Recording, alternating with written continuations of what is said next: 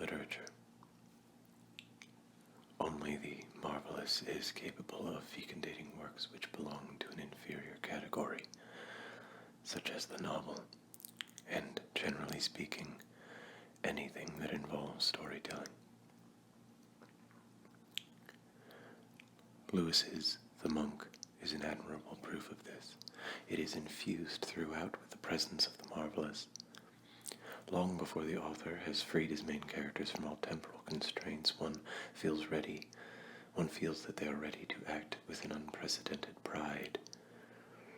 This passion for eternity with which they are constantly stirred lends an unforgettable intensity to their torments, and to mine. I mean that this book, from beginning to end, and in the purest way imaginable, exercises an exalting effect only upon that part of the mind which aspires to leave the earth, and that, stripped of an insignificant part of its plot which belongs to the period in which it was written, it constitutes a paragon of precision and innocent grandeur. What is admirable about the fantastic is that there is no longer anything fantastic. There is only the real. It seems to me none better has been done, and that the character of Mathilda, in particular, is the most moving creation that one can credit to this figurative fashion in literature. She is less a character than a continual temptation. And if a character is not a temptation, what is he? An extreme temptation, she. In The Monk, the nothing is impossible for him who dares try gives it its full convincing measure. Ghosts play a logical role in the book, since the critical mind does not seize them in order to dispute them. Ambrosio's punishment is likewise treated in a legitimate manner, since it is finally accepted by the critical faculty as a natural denouement.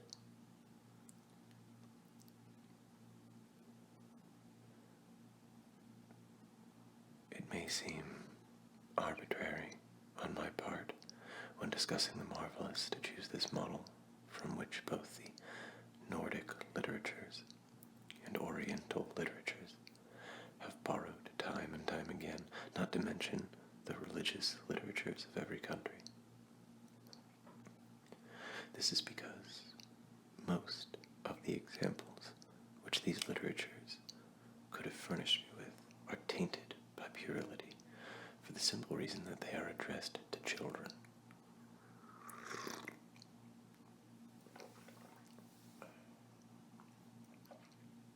At an early age, children are weaned on the marvelous, and later on they fail to retain a sufficient virginity of mind to thoroughly enjoy fairy tales. No matter how charming they may be, a grown man would think he were reverting to childhood by nourishing himself on fairy tales. And I am the first to admit that all such tales are not suitable for him. The fabric of adorable improbabilities must be made a trifle more subtle the older we grow, and we are still at the age of waiting for this kind of spider. But the faculties do not change radically. Fear, the attraction of the unusual, chance, the taste for things extravagant, these are all devices which we can always call upon without fear of deception. There are fairy tales to be written for adults. Fairy tales, still almost blue.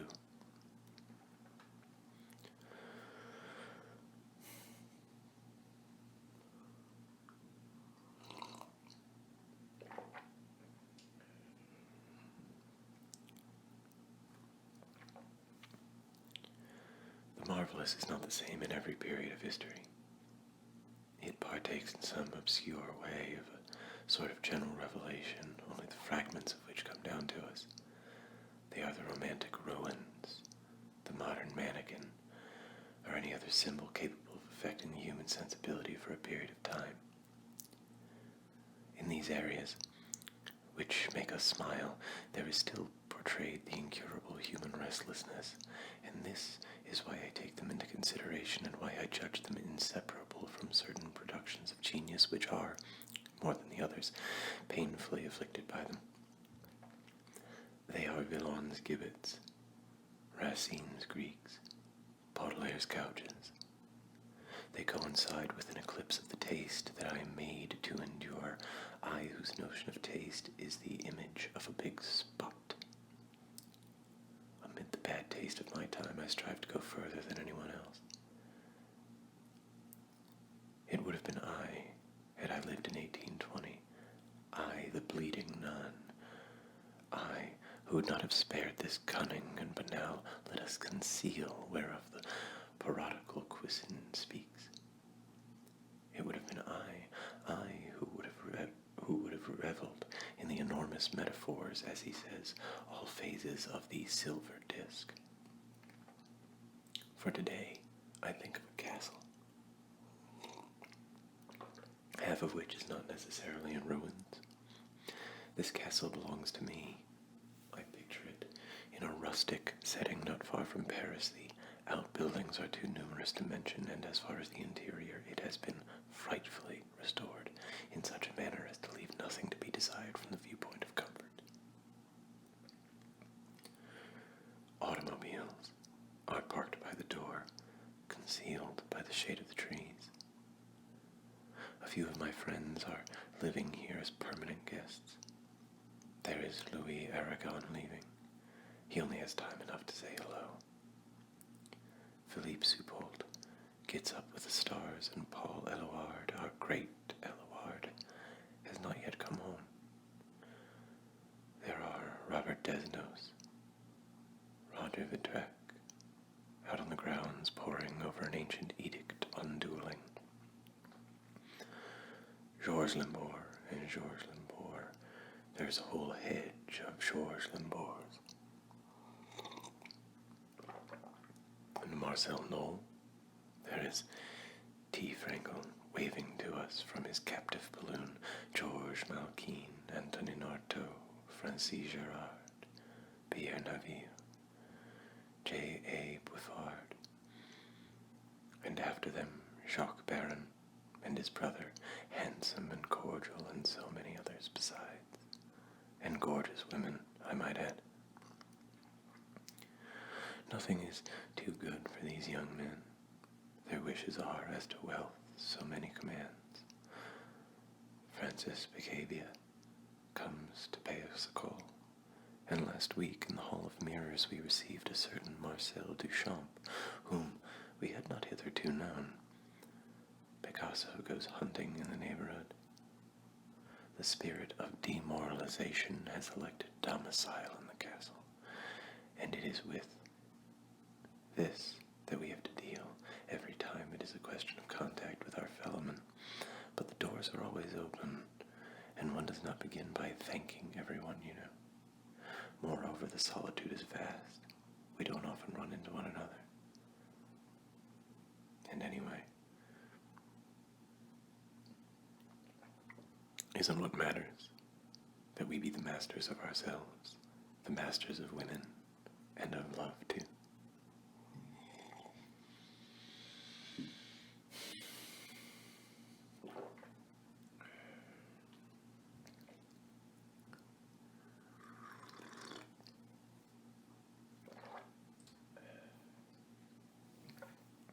I shall be proved guilty of poetic dishonesty. Everyone will go parading about saying that I live on the Rue Fontaine, and that he will have none of the water that flows therefrom. To be sure. But is he certain that this castle into which I cordially invite him is an image? What if this castle really existed? My guests are here to prove that it does. Their whim is the luminous road that leads to it. We really live by our fantasies, and we give them free rein. And how could one might do bother in the other, there safely sheltered from the sentimental pursuit, and at the trysting place of opportunities? Man proposes and disposes. He and he alone can determine whether he is completely master of himself. that is, whether he maintains the body of his desires, daily more formidable in a state of anarchy. Poetry teaches him to. It bears within itself the perfect compensation for the miseries we endure. It can also be an organizer, if ever, as the result of a less intimate disappointment we contemplate taking it seriously.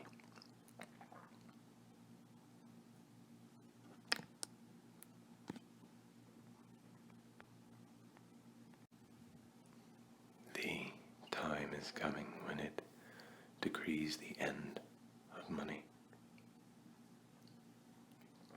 and by itself will break the bread of heaven for the earth.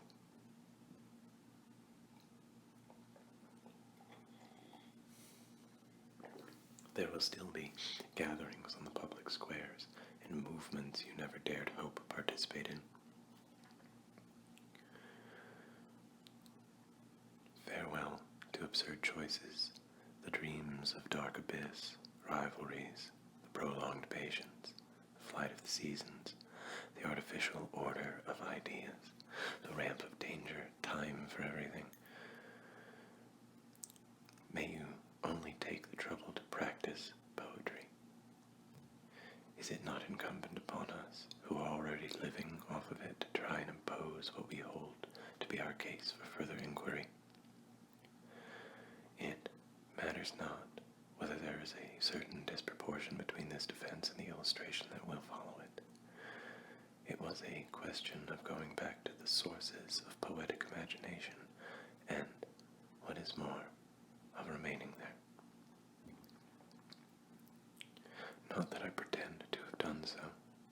It requires a great deal of fortitude to try to set up one's abode in these distant regions, where everything seems at first to be so awkward and difficult, all the more so if one wants to try to take someone there. Besides, one is never sure of really being there. If one is going to all that trouble, one might as well stop off somewhere else. Be that as it may, the fact is that the way to these regions is clearly marked, and that to attain the true goal is now merely a matter of the traveler's ability to endure.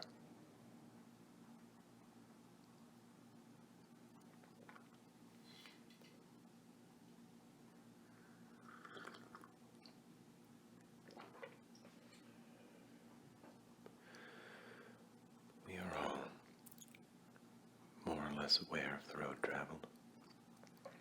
I was careful to relate in the course of a study of the case of Robert Desnos entitled Entre des Mediums that I had been led to concentrate my attention on the more or less partial sentences which, when one is quite alone and on the verge of falling asleep, become perceptible for the mind without its being possible to discover what provoked them. I had then just attempted the poetic adventure with the minimum of risks. That is, my aspirations were the same as they are today, but I trusted in the slowness of formulation to keep me from useless contacts of which I completely disapproved. This attitude involved a modesty of thought, certain vestiges of which I still retain. At the end of my life I shall doubtless manage to speak, and with great effort, the way people speak, to apologize for my voice and my few remaining gestures.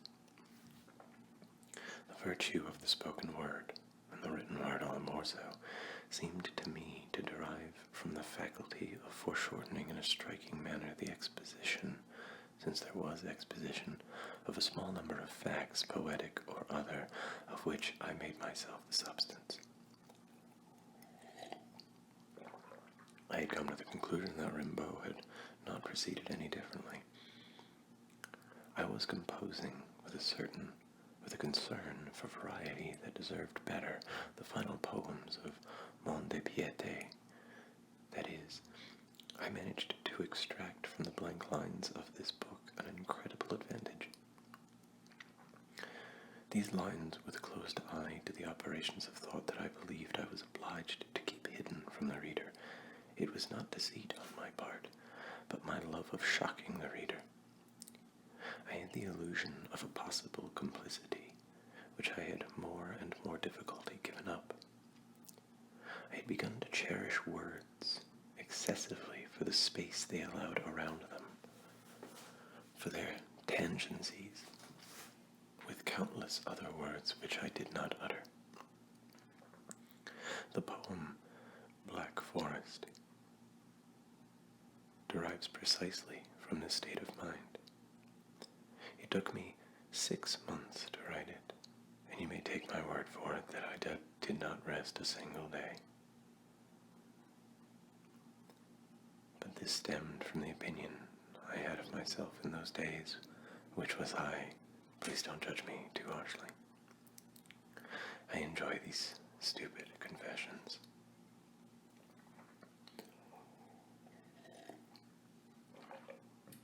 At that point, Cubist pseudo-poetry was trying to get a foothold, but it had emerged defenseless from Picasso's brain, and I was thought to be as dull as dishwater, and still am. I had a sneaking suspicion, moreover, that from the viewpoint of poetry, I was off on the wrong road, but I hedged my bet as best I could, defying lyricism with salvos of definitions and formulas. The Dada phenomena were waiting in the wings, ready to come on stage, and pretending to search for an application of poetry to advertising. I went so far as to claim that the world would end not with a good book, but with a beautiful advertisement for heaven or for hell.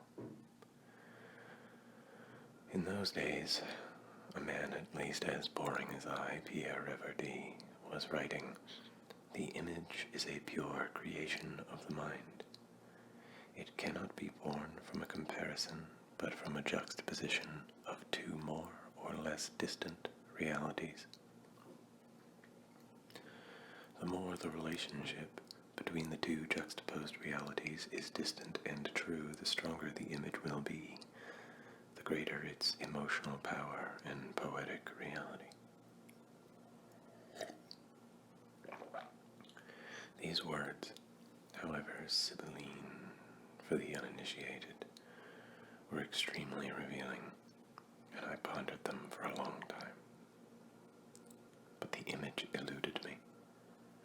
Reverdee's aesthetic, completely a posteriori aesthetic, led me to mistake the effects for the causes. It was in the midst of all this that I renounced irrevocably my point of view.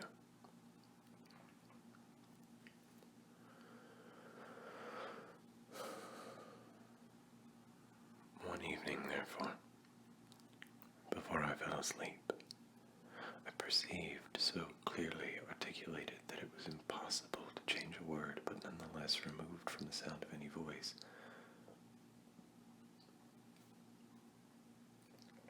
a rather strange phrase, which came to me without any apparent relationship to the events in which my consciousness agrees I was then involved, a phrase which seemed to me insistent. A phrase, if I may be so bold, which was knocking at the window.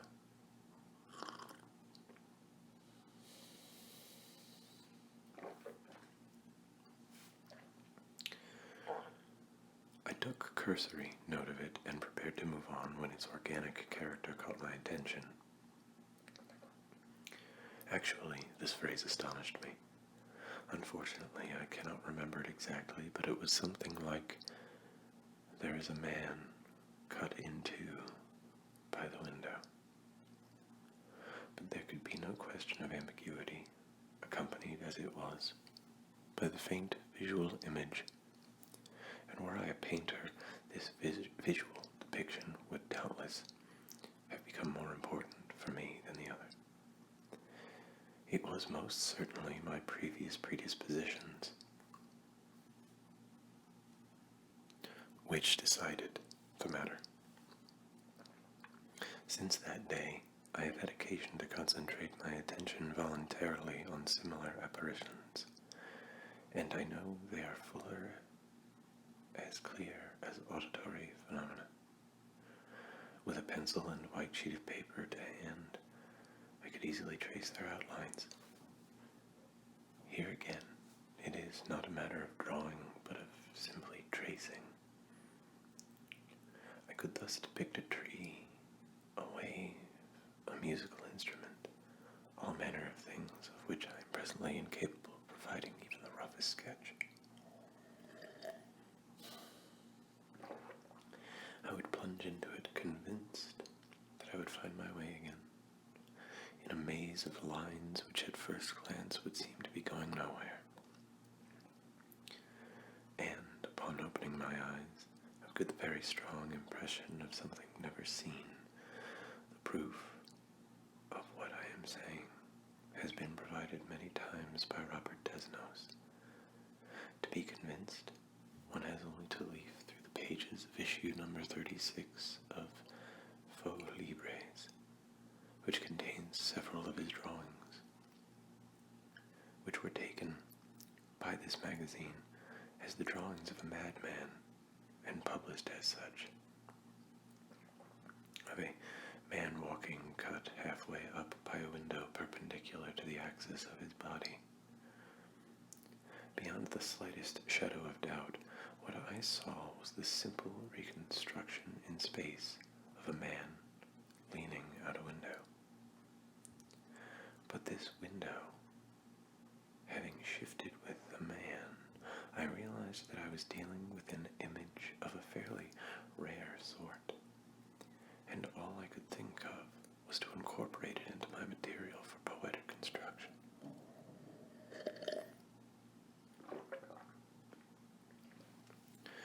No sooner had I granted it this capacity than it was in fact succeeded by a whole series of phrases with only brief pauses between them, which surprised me only slightly less, and left me with the impression of their being so gratuitous that the control I had then exercised upon myself seemed to me illusory, and all I could think of was putting an end to the interminable quarrel raging within me.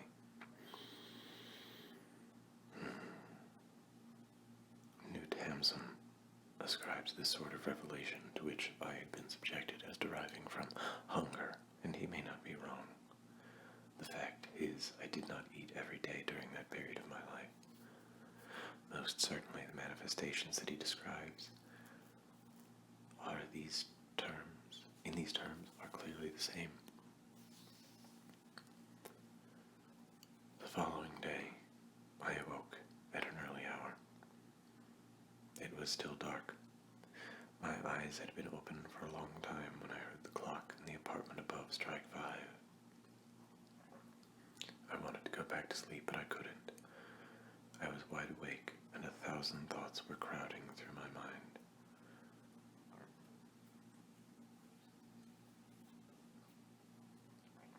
Suddenly, a few good fragments came to my mind, quite suitable to be used in a rough draft or serialized. All of a sudden, I found, quite by chance, beautiful phrases such as I had never written. I repeated them to myself slowly, word by word. They were excellent, and there were still more coming. I got up and picked up a pencil and some paper that were on a table behind my bed. It was as though some vein had burst within me. One word followed another, found its proper place, adapted itself to the situation, scene piled upon scene, the action unfolded, one retort after another welled up in my mind. I was enjoying myself immensely. Thoughts came to me so rapidly, and continued to flow so abundantly, that I lost a whole host of delicate details, because my pencil could not keep up with them, and yet I went as fast as I could, my hand in constant motion. I did not lose a minute. The sentences continued to well up within me. I was pregnant with my subject.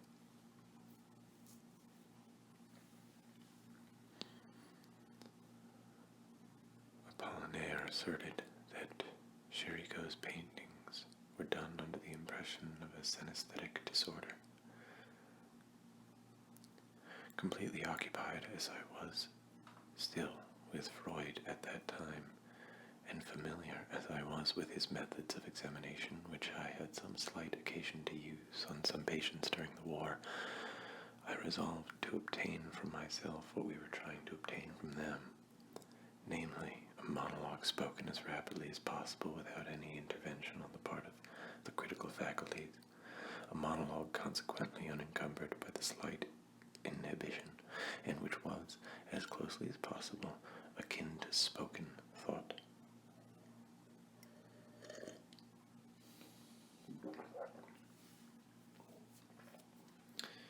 It had seemed to me, and still does, the way in which the phrase about my man cut in two had come to me is an indication of it, that the speed of thought is no greater than the speed of speech, and that thought does not necessarily defy language, nor even the fast-moving pen. It was in this frame of mind that Philippe Soupault, to whom I had confided these initial conclusions, and I decided to blacken some paper with a praiseworthy disdain for what might result from a literary point of view. The ease of execution did the rest. By the end of the first day we were able to read to ourselves some 50 pages or so obtained in this manner, and begin to compare our results.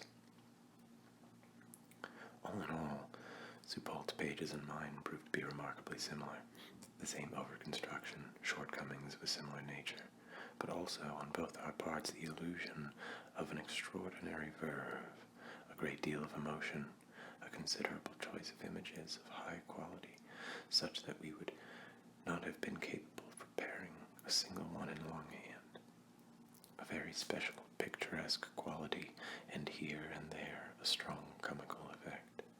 The only difference between our two texts seemed to me to derive essentially from our respective tempers, Soupault's being less static than mine, and, if he does not mind my offering this one slight criticism, from the fact that he made the error of putting a few words by way of titles at the tops of certain pages, I suppose in a spirit of mystification. On the other hand, I must give credit where credit is due and say that he constantly and vigorously opposed any effort to retouch or correct, however slightly, any passage of this kind, which seemed to me unfortunate. In this he was, to be sure, absolutely right. I believe more and more in the infallibility of my thought with respect to myself, and this is too fair.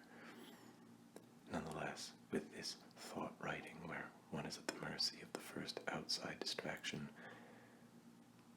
evolutions can occur. It would be inexcusable for us to pretend otherwise. By definition, thought is strong and incapable of catching itself in error. The blame for these obvious weaknesses must be placed on suggestions that come to it from without. It is, in fact, difficult to appreciate fairly the various elements present. One may even go so far as to say that it is impossible to appreciate them at a first reading. To you who write, these elements are, on the surface, as strange to you as they are to anyone else, and naturally you are wary of them. Poetically speaking, what strikes you about them, above all, is their extreme degree of immediate absurdity, the quality of this absurdity, upon closer scrutiny, being to give way to everything admissible, everything legitimate in the world. The disclosure of a certain number of properties, and of facts no less objective in the final analysis than the others.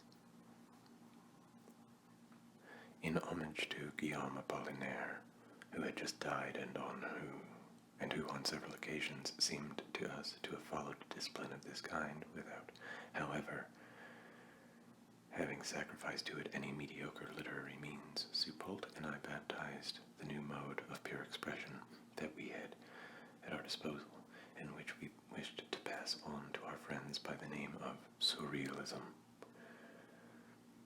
I believe that there is no point today in dwelling any further on this word, and that the meaning we gave it initially has generally prevailed over its Apollinarian sense. To be fairer, we could have taken over the word supernaturalism, employed by by Gerard de Nerval in his dedication to the Ville des Feux. It appears, in fact, that Nerval possessed to a T the spirit with which we claim a kinship. Apollinaire having possessed, on the contrary, not but the letter, still imperfect, of surrealism, having shown himself powerless to give a valid theoretical idea of it. Here are two passages by Nerval, which seem to me to be extremely significant in this respect. I am going to explain to you, my dear Dumas, the phenomenon of which you have spoken a short while ago. There are, as you know, certain storytellers who cannot invent without identifying with the characters their imagination has dreamt up. You may recall how convincingly our old friend Nodier used to tell how it had been his misfortune during a revolution to be guillotined. One became so completely convinced of what he was saying that one began to wonder how he had managed to have his head glued back on.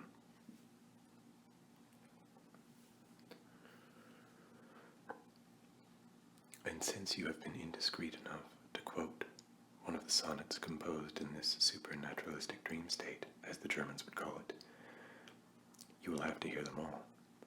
You will find them at the end of the volume. They are hardly any more obscure than Hegel's Metaphysics or Swedenborg's Memorabilia, and would lose their charm if they were explained, if such were possible. At least, admit the worth of the expression. Those who might dispute our right to employ the term surrealism in the very special sense that we understand it are being extremely dishonest, for there can be no doubt that this word had no currency before we came along. Therefore, I am defining it once and for all.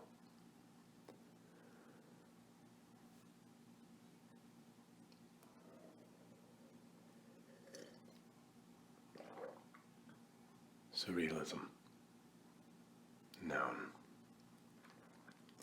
Psychic automatism in its pure state, by which one proposes to express verbally by means of the written word or in any other manner the actual functioning of thought, dictated by the thought in the absence of any control exercised by reason, exempt from any aesthetic or moral concern.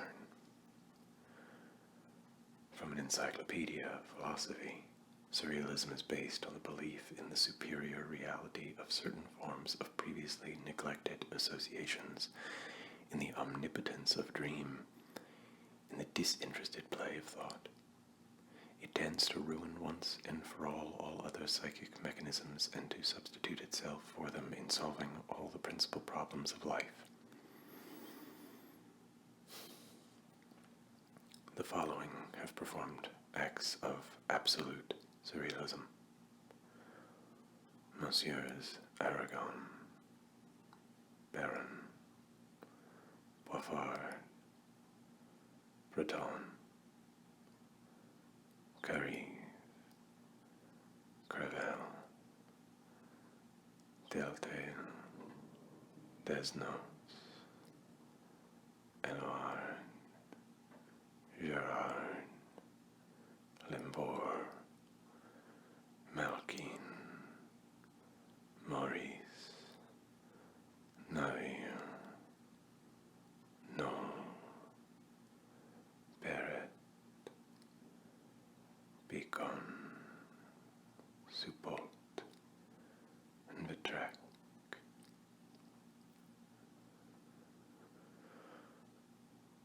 They seem to be, up to the present time, the only ones, and there would be no ambiguity about it were it not for the case of Isidore Ducasse, about whom I lack information. And, of course, if one is to judge them only superficially by their results, a good number of poets could pass for surrealists, beginning with Dante and, in his finer moments, Shakespeare.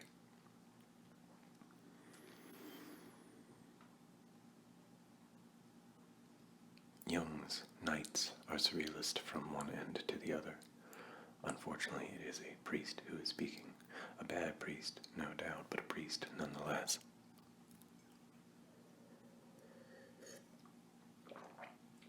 Swift is surrealist in malice. Sade is surrealist in sadism. Chateaubriand is surrealist in exoticism. Constant is surrealist in politics. Hugo is surrealist when he's stupid. Deporte Valmore is surrealist in love. Bertrand is surrealist in the past. Rob is surrealist in death. Poe is surrealist in adventure. Baudelaire is surrealist in morality. Rimbaud is surrealist in the way he lived and elsewhere. Mallarmé is surrealist when he is confiding. Jerry is surrealist in absinthe. Nouveau is surrealist in the kiss. Saint Paul Roux is surrealist in his use of symbols. Fargu is surrealist in the atmosphere. Vacher is surrealist in me. Reverdy is surrealist at home. Saint Jean Perse is surrealist at a distance. Roussel is surrealist as a storyteller. I would like to stress the point, they are not always surrealists in that I discern in each of them a certain number of preconceived ideas to which, very naively, they hold.